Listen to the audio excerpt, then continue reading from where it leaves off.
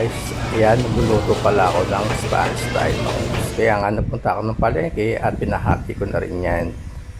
Ang ating mga ingredients: olive oils, olives, pickles, pamintang buo, bawang, carrots, laurel, sile, oyster sauce, at syempre kakailangan din natin ng tubig at asin. Pwede rin kayong gumamit ng corn oil kung wala kayong olive oil. Yan, sa isang malinis na lagayan, maglalagay lang tayo ng tubig. Pagkatapos ay lalagyan natin ito ng asin. Mga 2 kutsarang asin.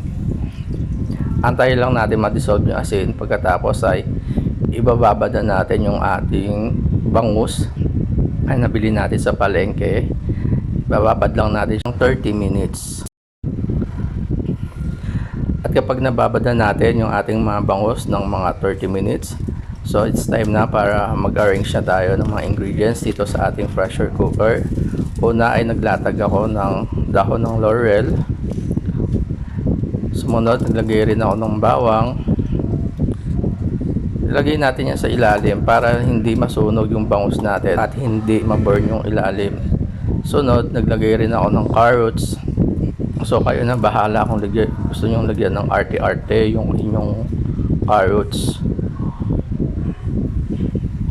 Then naglagay rin ako ng sili. Pagkatapos naglagay na ako ng pamintang buo. Pagkatapos nilatag ko na yung mga buntot ng bangus. Pinailalim ko itong buntot ng bangus kasi ito yung pinakamatigas na part ng bangus. Pagkatapos sinalansan ko lang siya ng mabuti. Ayan, at pinaibabawang ko ulit to ng bawang. Sunod, nilagay ko ulit yung dahon ng laurel at nilagay ko ulit yung carrots.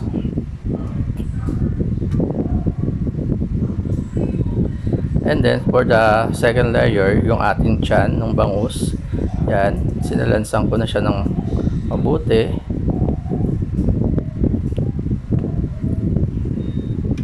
Pagkatapos ipinaibabaw ko rin yan yung ulo ng mga bangus. Kaya na bahalang mag-ayos kapag kayo gumawa nito, pag nagluto kayo nito. Ayan, nilagay ko na rin yung natira nating bawang. So bali 1/4 na bawang pala ang akin nagamit dito. Then nilagay na rin ako ng dahon ng laurel at saka yung natira nating carrots. Nilagay ko na rin dito sa ibabaw ng ating bangus. 2 kilong bangus nga pala ang aking binili rito. So ayan, naglagay rin ako ng pamintang buo. So pwede ito pang ulam, pwede rin itong pang business. Ayan, naglagay na rin ako ng pickles. Ang pickles, mabibili nyo ito sa grocery stores, mga 250 ml yung lagayan niya.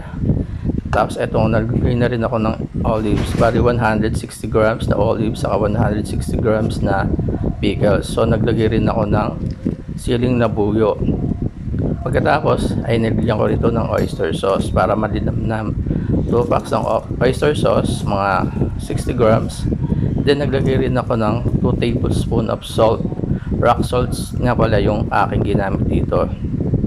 Pagkatapos ay naglagay rin ako ng olive oils.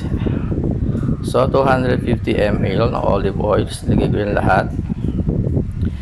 Kung wala po kayong olive oils, pwede po kayong gumamit ng ibang oils. Pwede po yung canola, pwede rin po yung corn oil. Ako 2 klase ng oil lang aking ginamit dito, olives.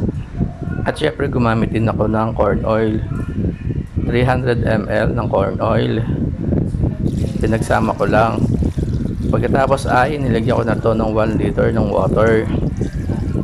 Kailangan yung tubig natin, magle-level siya doon sa babaw ng ating bangus. Nilagyan ko ulit siya ng konting asin at konting paminta. I-pressure cooker lang natin to.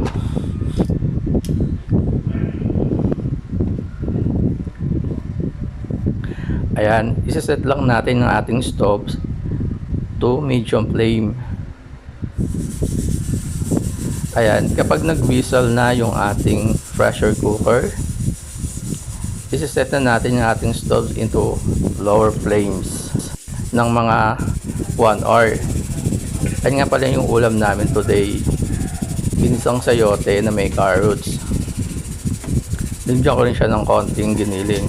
At kapag natapos ay yung 1 hour, yan, i-release lang natin yung pressure ng ating pressure cooker. Pwede nyo din siyang patuluan ng tubig para ma-release yung pressure niya.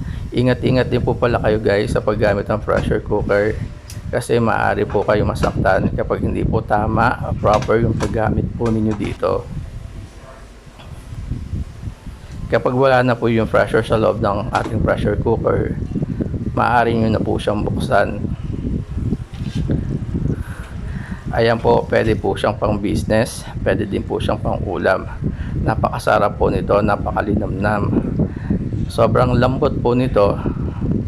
Ayan po, taste test time.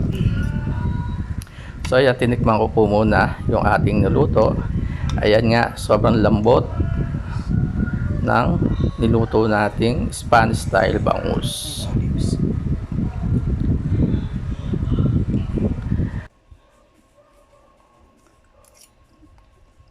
Ayan, pati nga yung tinik, ayan, kinain ko at sobrang lambot din ng tinik.